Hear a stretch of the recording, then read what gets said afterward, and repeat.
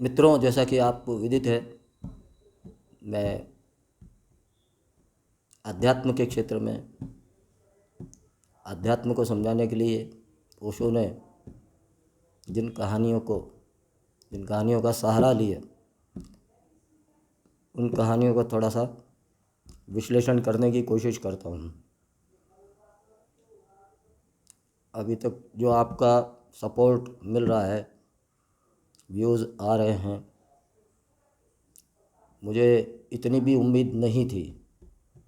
उम्मीद से ज़्यादा ही मिल रहा है, क्योंकि मैंने उम्मीद ही ज़्यादा नहीं लगाई थी, क्योंकि ये मामला थोड़ा हटके ही है शायद। तो एक गुरु और शिष्य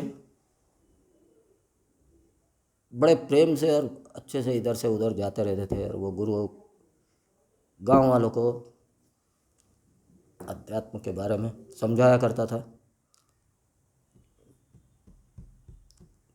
और शिष्य भी बड़ा खुश था, वो भी सीख रहा था।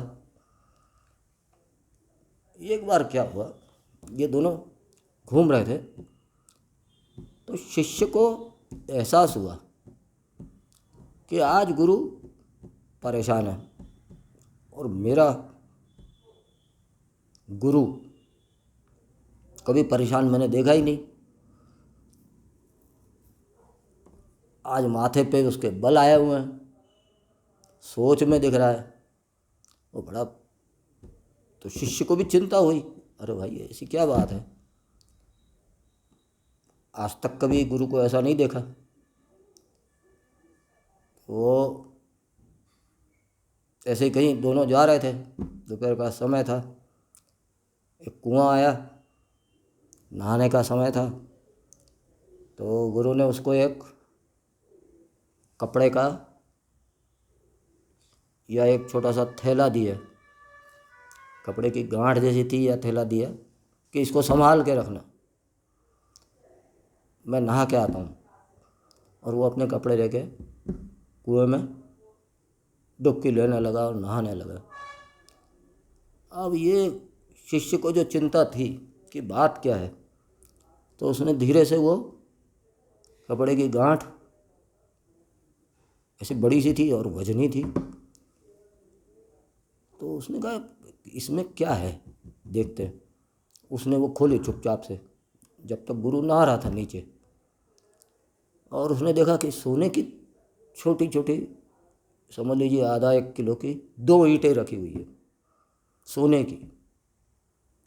अब शिष्य को समझ में आ गया कि परेशानी कहाँ है।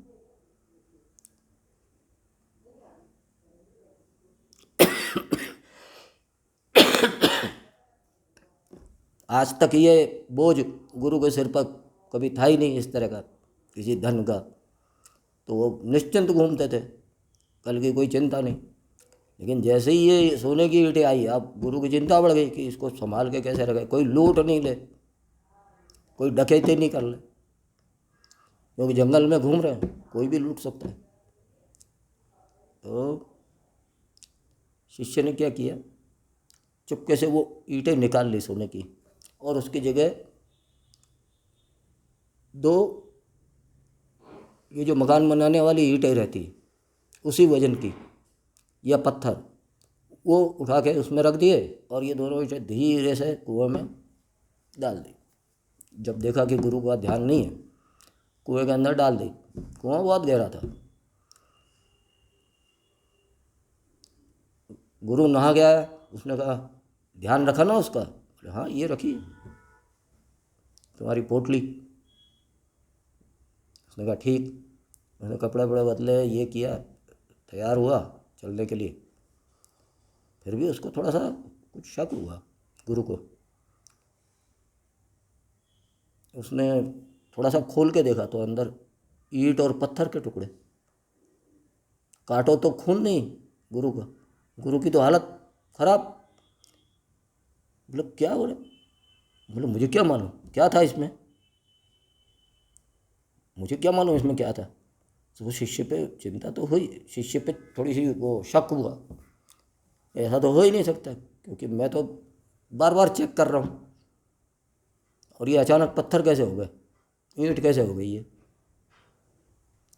तो उसने थोड़ी देर परेशान हुआ और फिर उसने शिष्य की तरफ हंस के देखा और समझ गया कि शिष्य ने क्या किया है। उसने शिष्य को धन्यवाद दिया कि तूने मुझे लोभ से बचा लिया, आगे से भी इसी तरह तू मेरे साथ रहे और मैं कहीं भटक ना जाऊं, इसका तू भी ख्याल रख और तू भी थोड़ा आगे बढ़। तो ये कहानी आपको कैसी लगी आप ज़रूर बताइएगा। धन्यवाद। अगले एपिसोड में मिलते हैं। नमस्ते।